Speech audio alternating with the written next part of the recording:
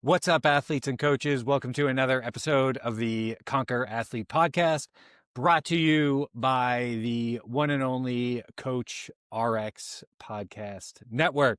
We got a good one lined up for you guys today. Jay is very excited, and I'm not sure if his excitement genuinely comes from his ability to answer the question or maybe a personal problem. So today we are talking performance anxiety.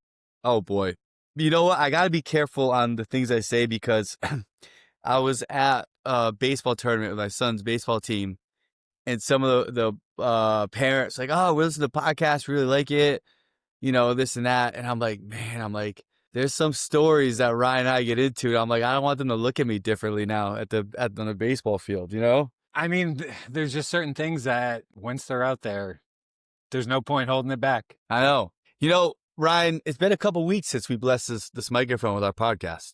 It's true. But we had a lot going on. Yeah. What are some things you had going on?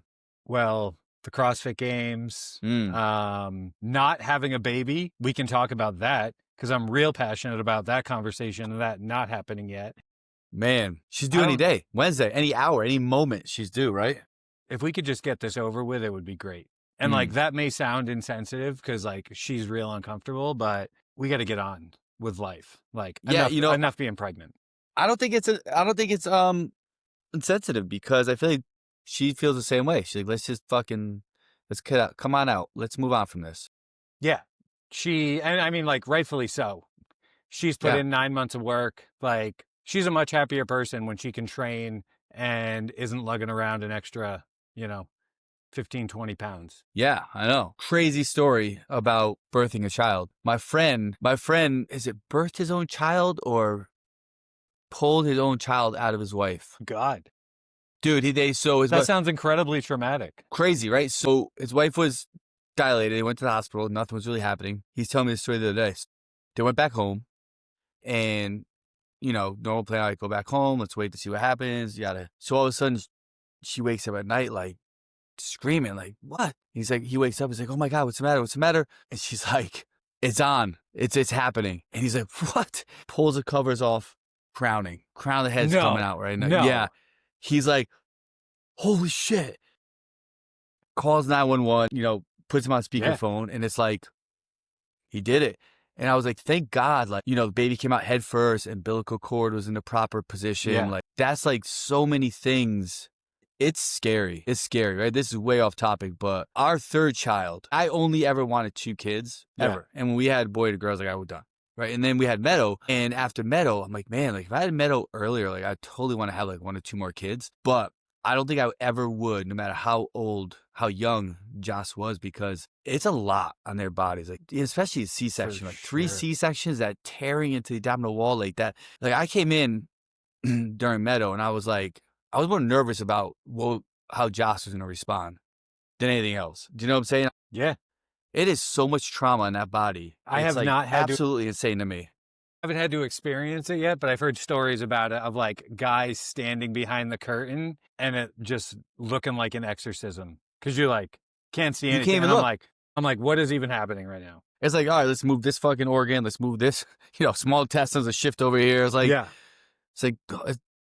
can't even do it. Women are so much more dominant than men. I'm going to say that on this podcast, Ryan. They are. They are stronger, tougher, and emotionally smarter than us. People out there, it's facts. It's proven by science. This is how we get canceled. Saying women are smarter, I think that's actually what's going to make us blow up more. We're going to lose all the male viewership. Yeah, well, we'll get 50% canceled. Maybe not 100%. If a male heard that and they feel uneasy and they get upset, well, you're probably the dumb one in the relationship. Just go get somebody pregnant and experience it for yourself. Or maybe don't do that. Yeah. What else? No, I got thrown out of a 13U baseball game. I like that. I do appreciate that. But I do want to talk about Morgan winning the INW Classic and the shitstorm, what that was. Okay. So overall, I think it was well done. But so whatever, she ended up winning. They made a bunch of changes game day. So they didn't have gym flooring. They were just doing the What? competition. Yeah. So there was no gym flooring. Okay. They just had like bare concrete. So they were playing around with God. like, they didn't want people handstand walking on like bare concrete. They had a bunch of stuff with like handstand push-ups and whatnot. So, They canceled those, right? Bare concrete handstand push-ups. well, no, they let people use their sweatshirts. So you could use your personal sweatshirt as like a thing. So what the fuck does CrossFit sanctioned event actually mean if this is what's occurring? Like, I understand shit happens. Sometimes you have to adapt. Equipment doesn't come in or stuff like that. But where is the line drawn? I don't think it means anything. No, Meaning, I like, don't think it means anything either. they don't give you money. You still have to pay for the equipment. I'm pretty sure. Like, I've never but like, I know, yeah, I don't think it means a damn thing. Which is like really frustrating. And like, I don't even know why I want to talk about that, but that like really irked me. There's this whole, the big conversation of obviously the games last year and, everything that went down because of that. And this huge like safety buildup of different organizations and within CrossFit. And then to like CrossFit put their name on something, but not have a standard of what they have to meet. And maybe there is, and maybe it just wasn't met because they were in the heat of the moment. I can't speak to that. And I'm sure someone will correct me if they do listen to this, but I really thought that was bullshit. 100% bullshit. I know when I ran the regionals at my facility, all it meant was they provided some guidance on the flow of workouts, but that was it. Well, like equipment, paying for everything. Like, that's all on whoever's running the event. well, okay. So let's talk about I don't know if they this. still do that. Yeah, I don't know if they still do that, but So this was supposedly programmed by James Sprague, and because he's a coach and a programmer. yeah, well, so this is, For the people listening, he's not. we're That's my nowhere point. near performance anxiety, but I think this is a worthwhile topic. What are your opinions about someone with a level of accomplishment in the sport being able to program a smart, intelligent competition? If you want I to get think all athletes can be philosophical, coaches, to be fair. I think they can. 100%.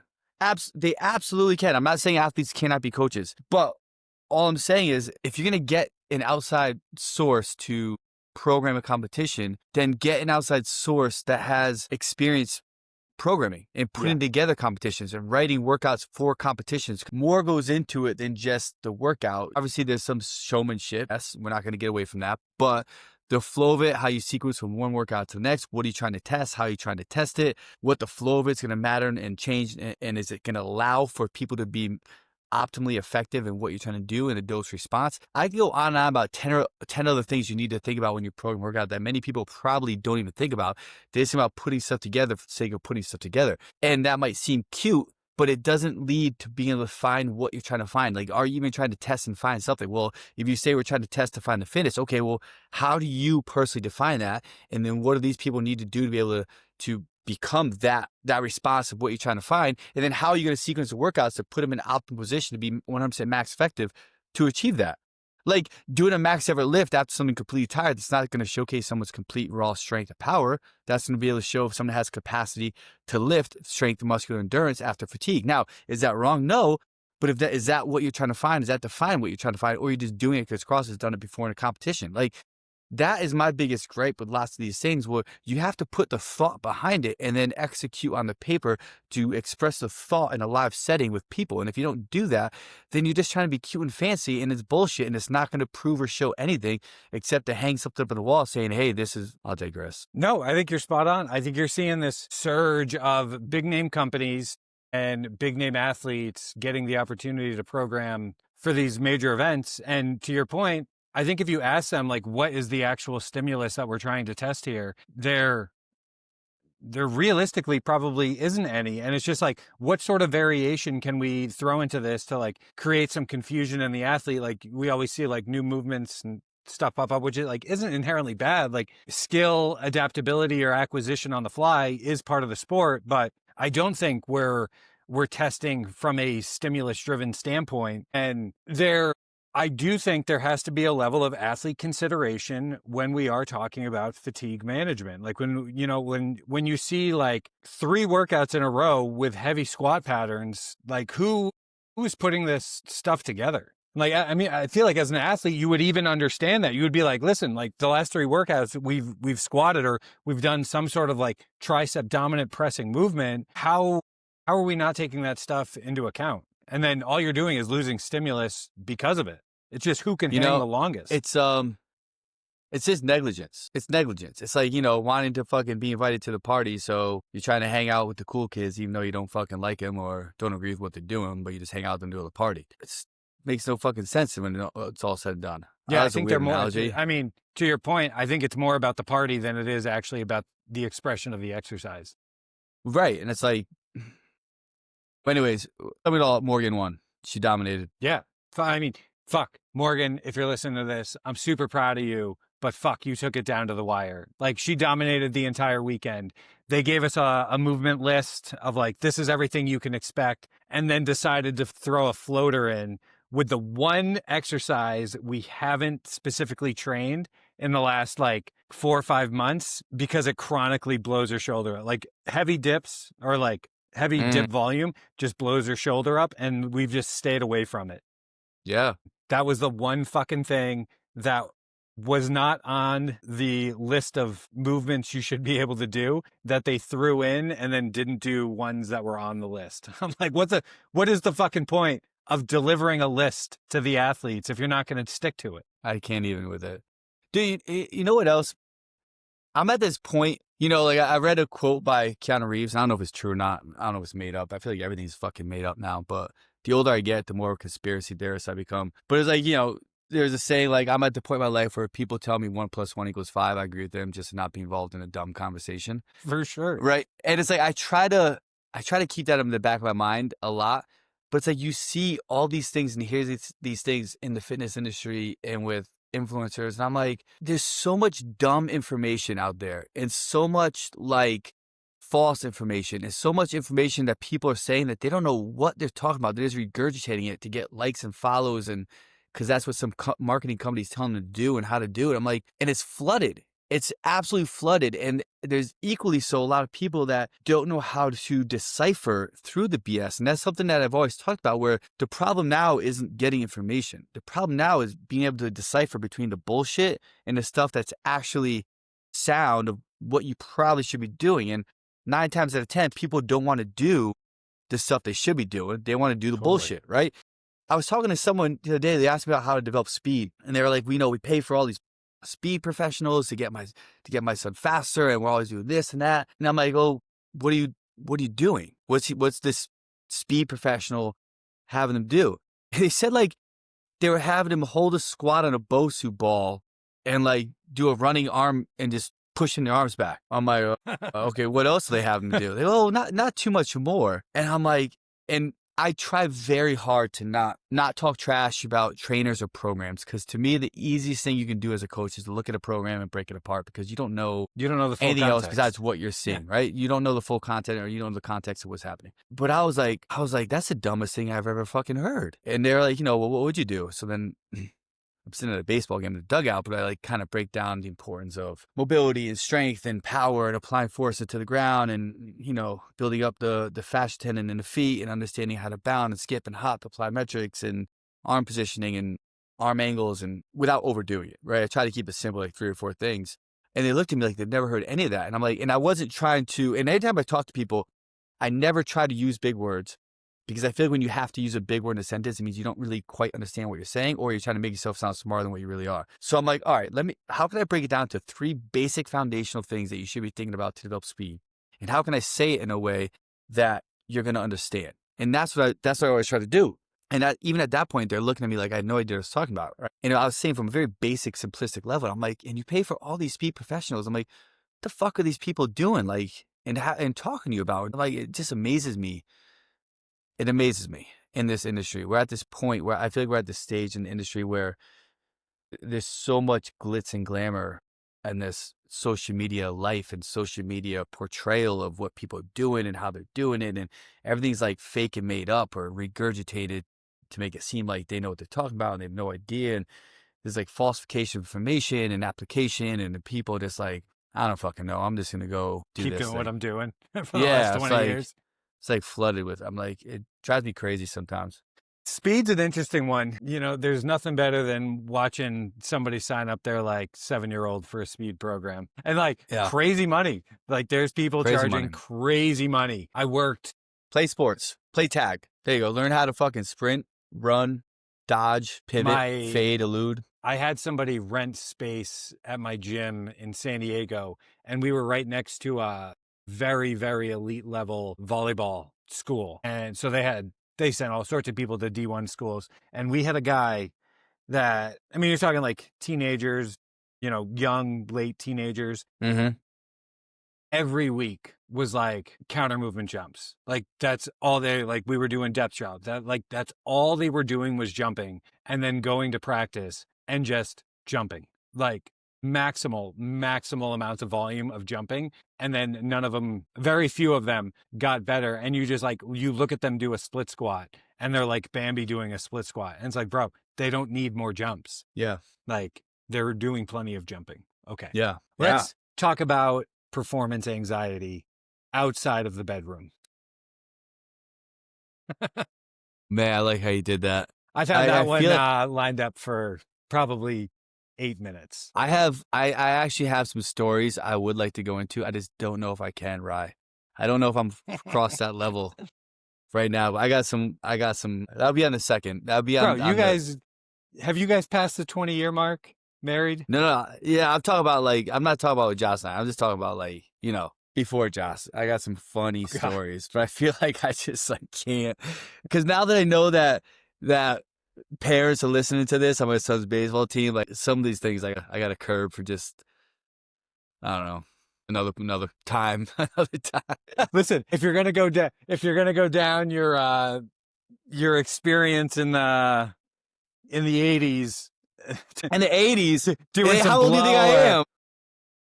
I don't know how crazy you were getting, bro. I was born in the 80s. I mean, I wasn't doing blow in the 80s, but no, dude, if we keep it in the world of what we're talking about, I was a late bloomer. Like I was under the mindset that girlfriends are dream killers. Mm. So I never had a girlfriend ever. And I never, you know, like party scene and like hooking up with girls. Like I didn't really start doing that until like college. Because in high school, I was like, oh, they're just going to ruin everything. Well, all the women we won over in the first part, now we've just lost. I think we won them back. I think we won even more because I'm saying I was never the guy in high school that was, you know, trying to put notches on his belt. Maybe. I was the guy in high school trying to make more free throws, you know? Shooting left-handed layups. That's what I was doing. Feel like you got put in the friend zone a lot. I lived in the friend zone. That's okay. That's fine. Yeah. Kudos to my wife, though, because when we first started dating, all of her friends, and, you know, things but things eventually shifted for me and her friends, some of her best friends told her not to date me. They said I was like a dirtbag, and I was never a dirtbag. I was always honest. I was always upfront from the beginning. But they were like, Josh about this. They were like, you know, don't date him. He's a scumbag. And she's like, well, I'll find out for myself. So kudos good for to her. Free thinker. Yeah. Free thinker. Yeah. I like it. All right. We'll eventually get to the topic. We're only 29 minutes in or whatever. Yeah. Whatever. Yeah. Well, I figure I definitely have athletes. I've dealt with athletes, even at the games level. I don't have to throw names out there, but I think it's a worthwhile conversation to talk about performance anxiety. And, you know, in your experience, what has it been like keeping athletes grounded or, you know, dealing with athletes who, you know, from being unsure of their abilities to butterflies to full on like vomiting, not being able to keep food down before any level of competition, you know, passing out. I haven't seen anybody pass out yet, but I've heard stories of it. But everything prior to that, I've personally dealt with. Like, how do you deal with that? It's a great question. And I relate performance anxiety to, in a very simplistic form, to two things. The first one is exposure. And I'll touch upon this a little bit more, some hardcore examples. The first one is exposure to the environment. And I can give examples for this one across all sports. And the second part of performance anxiety, I'm going to relate it to, I hate using this word because I feel like it's a word that's just overdone just for the sake of people wanting to make something sound more dramatic than it is. But I'm going to say trauma. Okay. All right. Now, to me, in my experience, performance anxiety comes down to a lack of exposure to the required environment or the unexpected environment that someone's going to be involved. You look at the flow state. How does somebody reach the flow state? They reach it because they've been there so many times. They've done that thing so many times at such a high level, at already such a high level of stress, that their body's able to become automatic. Their bodily motions for what's needed to become successful become automatic without them thinking. And everything kind of flows well. And it kind of reaches, but to me, the flow state relates more to not only the mechanics flowing well, but mentally, like everything's just smooth and clicking. And it's like they're not even thinking about anything, they're just doing and responding. That comes to repeated and repeated and repeated work. Where lots of people have performance anxiety, that comes down to them not putting themselves in that stressful situation enough to where they understand what's going to happen, they understand how they're going to respond, and they trust themselves. You look at this from all levels. Like you look at the sport of CrossFit, and to me, performance anxiety in the sport of CrossFit comes down to a few other factors. Number one, the workouts are always unknown and unknowable. So for that reason, people don't understand what's going to happen or how their bodies respond to those workouts. And if someone has not had enough exposure competing in that sense, then they're going to become more anxious about how they're being able to perform, and they put too much pressure on themselves. Number two, they don't come from a spot where they've participated in front of people, in front of big crowds, in front of judges, and having that pressure on themselves to have to perform and kind of like, quote unquote, open up the raincoat and have that contest to see what you really have, right? To see if all your hard work has been able to pay off. And then there's another realm to that of mentally just and the other realm of that relates over to trauma, which I'm going to get to in a second. Okay. Now, the other thing with performance anxiety from an exposure standpoint, when individuals are training, they're not training appropriately with what it's going to be the demands of what they have to put on. Right? We talk about this, Joel Jameson talks about it with dynamic energy control and three factors that can pull lots of energy from people, one being mindset, one being skill and technique, and the one being the environment that they're entering into. Meaning, if I take it from any sport, a baseball player trying to hit, and all they're doing is hitting off the tee, or they're hitting with someone underhand tossing to them, or they're hitting with someone throwing perfect strikes to them, same speed every single time. They might look like Barry Bonds in a batting cage. Perfect swing, perfect mechanics. But that doesn't equate to being in a 0-2 count or a 3-2 count with bases loaded 2 outs and being in the 6th inning, or someone pumping 88 mile per hour fastball into a 75 mile per hour curve up with a changer, with a change up and a slider as well, right? It doesn't equate to that. And if they never put themselves in that environment with that pressure, then that's when they're going to doubt themselves, and that can allow their body the exposure. And it comes down to doubt. So I feel like I can keep going on and on with this, but you look like boxing too, right? Jiu-jitsu. If you're constantly training with just hitting mitts, and all of a sudden now someone's trying to knock your head off in a match or a fight, that's way different. And you don't know how you're going to respond or move or counter, right? So with anxiety and performance anxiety, to me, the first biggest thing is exposure. You have to strategically and appropriately place yourself within the perceived environment that you're going to be in, right? If you're a fighter, you might have to do bouts where you bring people in to watch you. You might have to do bouts where you have referees in there if you're not used to that. If you're not used to different people kind of cheering you on and yelling and screaming and having people get on you, you might have to put yourself in that environment and do it. Whether you do it in a controlled setting at a gym or you just put yourself involved in more fights. And the same thing with mixed modal sports. Part of being able to compete well is competing and knowing how to compete. And it's the art of competition. It's something that you and I talk about a lot. Yeah. So number one is exposure. And then the second part for me is trauma. And meaning I had this one athlete, this was way back in the day. This kid had anatomically, he was built for CrossFit to be successful in CrossFit, right? Proper height, proper weight, limb length, his anatomical build, where he's strong, everything. Back in the day, this was like 12 years ago, 280 snatch, 350 clean and jerk, 20 plus unbroken ring muscle ups, 50 strict handstand push-ups, kid could run a mile and 520, crushed CrossFit workouts, body weight workouts. Like it was, you look at him, how is he not at the games?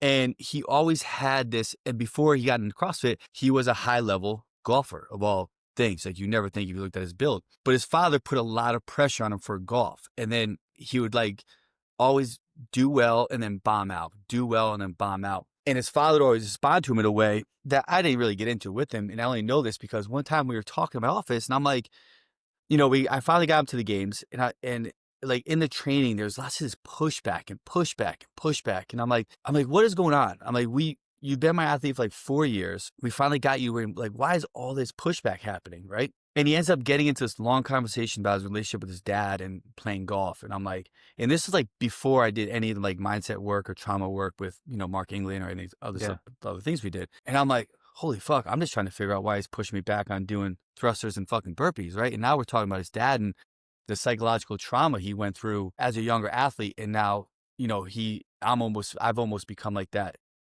dad figure in his mind, right? Where it's like letting me down or how am I going to respond type thing, which would prevent him from being able to just compete and have fun and enjoy it. It became something else. And there's other levels of trauma, but that can lead to performance anxiety that obviously, you can get into, or we could dive into in another podcast a lot longer. But those are the two things that I've always summed performance anxiety up into those two buckets. And then within inside those two buckets, there's, anywhere from 3 to 10 subsequent buckets of other avenues that you could pull out. But that's where I really see that big article, performance anxiety, falling into those two things, those two categories. What about you? No, I love that you talk about exposure. I think from a more practical standpoint, how I like to prep with exposure is through confusion and chaos. And if I have an athlete preparing for different levels of competition, I'll randomly throw somebody in there to start no-repping them. Right. So it's like exactly what you're talking about, where, maybe you add some crowd, or maybe you add somebody yelling, or maybe, the music kicks off, or, a piece of equipment goes down and you're like, hey, you got to switch on the fly. And it all comes down to, is it Brian Cain talks about the event plus your response equals the outcome. And I think from this, for this specifically, that is one of the best, I guess, tools I've used when it comes to exposing people to stress and getting them comfortable with it. Is you have to, they can't know that it's coming. And, in the middle of a perfect set, right? They just had a perfect set of big bar muscle ups. Maybe it's something you've been training for a while. You're like, nope, there was a no rep. Like, you got to go back up. And just how do they respond that 1 or 2 seconds after you give them something like that? Is it they stand there with a blank face and they like don't know what to do? Or do they just jump up, get it done, and move back on? I think that's really telling from both a coach perspective and from an athlete perspective, how adaptable they are and how comfortable they are on the competition floor. That's something I've used universally with athletes that I think is a really good tool. Absolutely. Go ahead. No. I'm writing some stuff down because so something for our listeners that Ryan and I don't prepare our podcast. So Ryan will have like a topic and then we'll kind of like just go with it. So as you're talking, I'm writing down a few extra points on my 2 things because I feel like I was jumbling. So keep flowing. So after that, now what I want to talk into, and I really saw this at the games. And are we still on performance anxiety? 100% we are. Okay. Something I saw at the games that I think is really concerning, and maybe you may not think it's as concerning, but at the games, I think realistically, coaches are there to inflate their egos. I don't think we realistically need to be there. And I'm there just to support. Like, I'm happy to carry bags, carry post-workout drinks and shit like that. Have a little bit of conversation if they want to have some conversation, maybe offer some warm-up, something like that. But realistically, I have never been in those athletes' shoes from that level of competition or being that fit. So at that level, I'm like, what the fuck am I going to tell you about this workout? Like, I can give you some general ideas of like what I think it's going to feel like from a fatigue standpoint, but you're the only one in your body. And my whole point of this is, it was wild to me how reliant some of the athletes were on their coaches. And then when their coaches weren't there and they didn't have like a predetermined warm up, or they didn't have the opportunity to talk strategy, how quickly they emotionally broke down. And it was almost like deer in the fucking headlights. And it's like, how many thousands of reps have you done leading up to this that you are unsure about how this is going to go? Is that something you've dealt with? Yeah, I've said that since day one. I've always said that. In regards to athletes being too dependent upon a coach in those situations, like once you get to that position at the games, the work is done. You're The an SME athletes, at that point. yeah, the athletes should know exactly what they have to do, when they have to do it. They should know how they're going to warm up. Like you might just make a few adjustments, or you might look at them just based off how they're moving, respond, but you know what, you're done. Or you know what, let's get a little bit extra movement in, right? Let's flow that way. I always think coaches cue too much. I think coaches add too much thinking into the athletes. Like the athletes should not be overthinking. They should be visualizing what's going to happen, and then they should just let their bodies respond and react. And that goes to any sport, right? Like I remember one time I was at a baseball game. I go back to this because I see the worst cases of this with new sports because people think they got to overtalk, right? And we were playing in the championship game in a big tournament. We were down by 1. There was a runner on second, no outs, and my son was up. Or there's 2 outs. It was like a huge pressure situation, right? And my son is a great baseball player. Like we spend hours hitting, and he has hitting coaches. He hits almost literally every single day, like multiple reps. I'm talking about like hundreds of reps, right? He knows what the fuck he's doing. Like it's at the point now where I don't even correct him on anything. I'll just show him a video and be like, all right, what do you see? And he's about to come up. They change the pitcher, and this coach is like, Cam, hop hand, wait in the ground. And I'm like, shut the fuck up. The kid's done 50,000 swings. Like he knows his approach. He knows what to do. Don't make him overthink this is the moment where he has to not think. He has to be like, all right, what's my 3-step approach? Okay. Boom, boom, boom. Got it. Here we go. Let's have some fun, right? Let's get the barrel on the ball. Let's hit something hard to advance the runner. Like that's it. And I see that a lot. My first exposure to that in CrossFit was with Matt Bruce. If you guys don't know Matt Bruce, he's the one that invented brute strength. An amazing weightlifting coach. He worked with Mike Bergener for SME. His head coach was Satch. Forgive me for not knowing his name. My brain's firing, but the Satch squat program. The guy has been in strength and conditioning forever. Exceptionally smart. And we were at a regional together. I had a really good relationship with Matt. And someone was lifting, and like they missed the lift, and it looked like shit. And I was standing next to Matt. He was like, bro, he has this like Louisiana accent, New Orleans, and he was like, that lift looked amazing. You are gonna destroy this lift, right? But now the athlete walked away, and he goes, that lift looked like fucking shit. He goes, you never let them know. They always got to think everything's perfect. And I'm like, and this might have been like the first regional, like one of the first regionals I was coaching at. This was way back. I was like, you're right. I'm like, at this moment, like nothing is going to change. Nothing is going to adapt. If you got to tell them one simple thing, do that.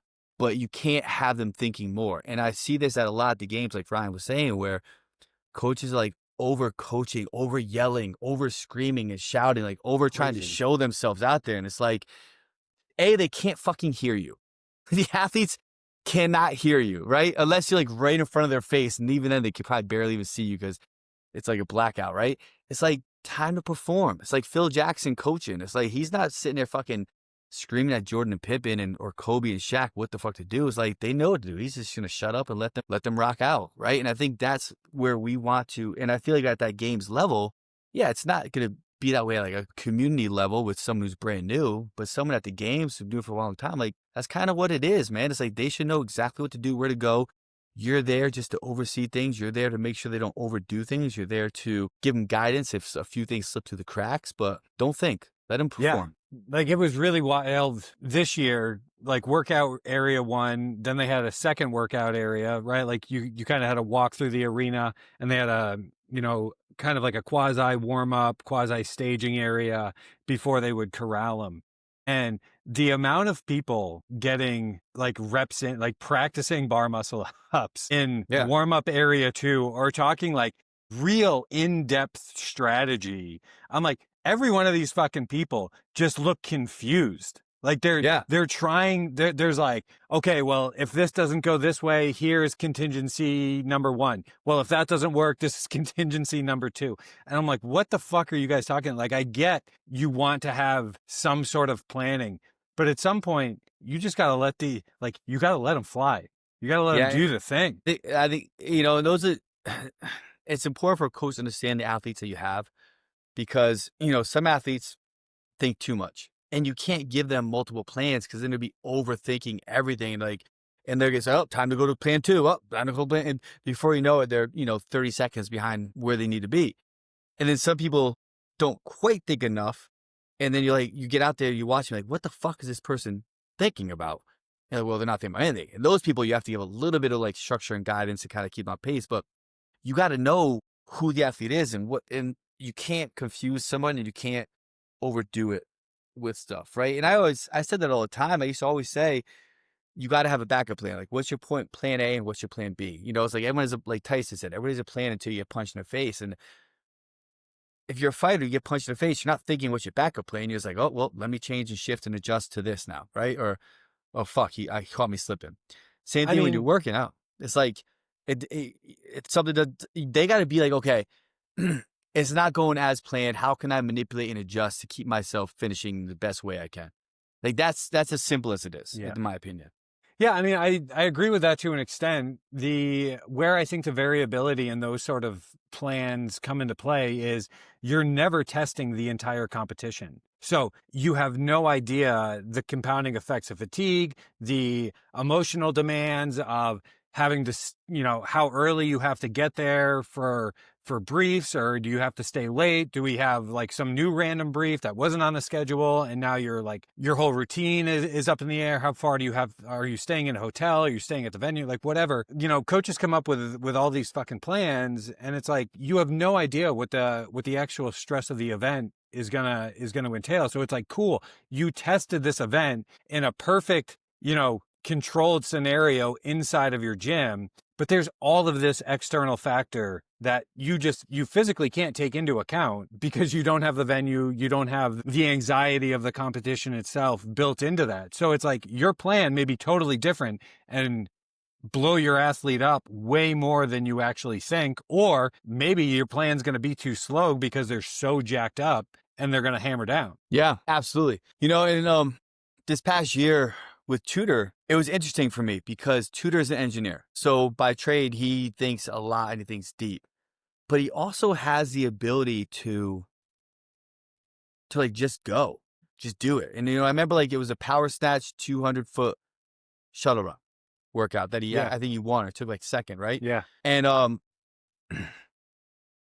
think I just said like Zach and I were like, fucking hammer and react, and and he did. He didn't overthink it, and he's an interesting one because he has the ability to like just go, but he also will sometimes like overpace and overthink. So it's like finding that middle ground with him. But that comes back to that exposure, right, of performance anxiety that I talked about. And I was writing notes down to give some more examples. But what Ryan and I talk about when we talk about exposure that leads to performance anxiety is how do people do when like fans are watching them? Because some people may never had people watching, right? That pressure of people watching you. When the lights come on, when you get no reps, when you have pressure to make a lift. Have you ever given yourself real pressure to make a lift? Like there's a consequence if you miss this lift. And I once heard Dan John talk about that when I used to mentor Dan John. If you guys don't know him, he's an old school strength coach. Lifters in pressure situations. Like, all right, you have one attempt. You have to hit this lift. If you don't, you guys have to do like some penalty. The whole team has to do it type thing, right? Give people that pressure of having to execute, perform. How well can you operate when your heart rate is really high and you have to do a fine skill movement pattern? Like going back, like what if your heart rate gets jacked up? Can you still swing well and hit the right pitch? How well do you respond, like what Ryan was talking about, when your plan doesn't work out? When people are yelling at you, when opponents are talking shit to you, right? When everything you're trying to do is just going wrong. All these things, if you don't have experience with them, they're going to rip you apart and they're going to have you overthink everything before you compete. But if you have exposure to these various things, then it's like, okay, like whatever, we'll figure it out. You understand how to respond through it. And then trauma to me comes down to, I can almost relate it as you almost like chase the achievement versus chasing the fulfillment. If I were to sum up all the things I wrote, right? And it's like, then it's like, okay, I can't achieve this. Like, I'm not as good as I think I am. Like, I suck, quote unquote, right? And you start putting like those sort of words in your head, and that can cause people, in my opinion, to throw up, to puke, to not be able to perform. Because I do tell athletes all the time, like it's normal to have butterflies. It's normal to second guess yourself. It's normal to be like, holy shit, like what the fuck's about to happen? Like those are all normal things. Everybody in the world thinks that. Everybody in the world. The difference is once it's like, okay, it's go time, who can put that behind them and then let their bodies react with what they know they can do. Yeah, spot on. In your example of Tudor, I obviously haven't done this with him, but I have people who are kind of overly analytical, and I'll do something called overpressure training where I'll purposely get them like, whatever, we'll be sticking to a plan, and then I'll be like, no, we're going to go this one with the intention of reflecting on how you feel. I talk a lot with my athletes about like athlete IQ and them just understanding like their ability and how they react to certain things. So I'll push them past the point of breakdown.